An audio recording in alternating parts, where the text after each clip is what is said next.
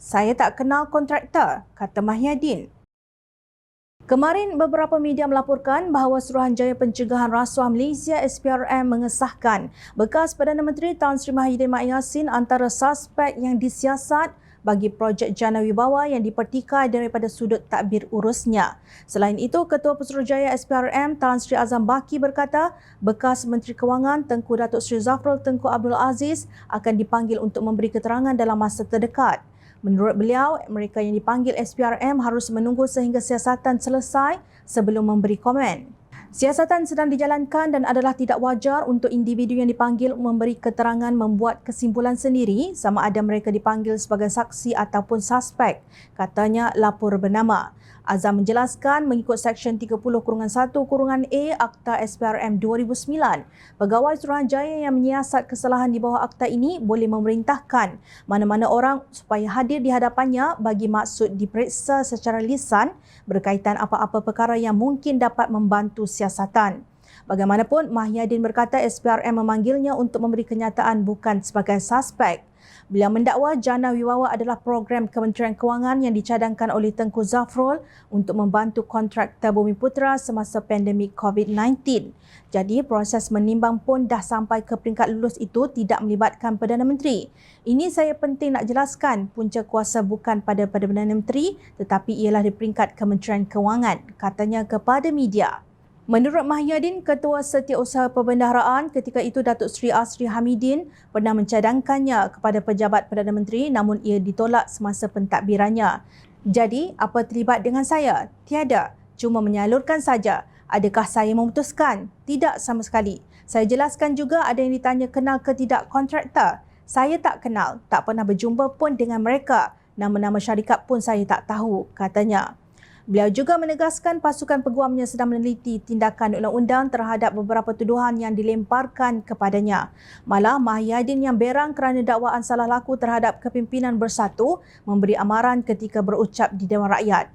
Saya nak bagi amaran, jangan main-main. Telatah kerajaan pimpinan yang ada hari ini bersikap berniat jahat and you think you can last forever. Demikian angkuhnya Mahyadin. Pada hujung bulan lepas, Azam Baki mengesahkan bahawa akaun Bersatu dibekukan mengikut Akta SPRM 2009 dan Akta Pencegahan Pengubahan Wang Haram, Pencegahan Pembiayaan Keganasan dan Hasil daripada Aktiviti Haram 2001.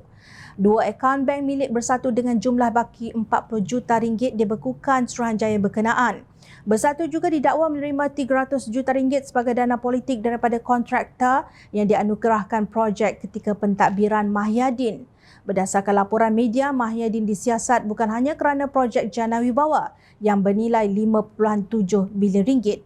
Persoalannya, adakah semua kontraktor terbabit beliau tidak kenali?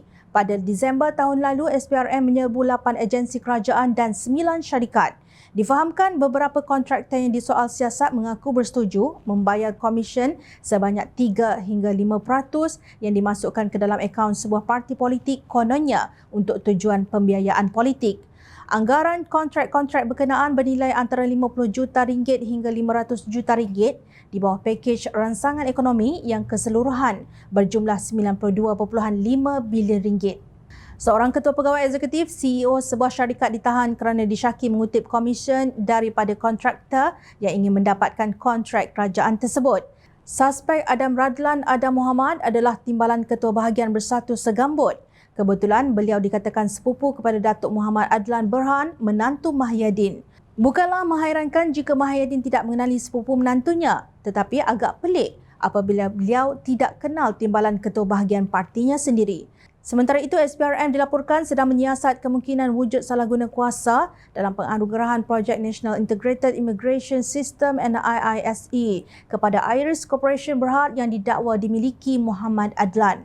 NIISE ditubuhkan setelah skim lama Sistem Kawalan Imigresen Nasional (SKIN) dilupuskan.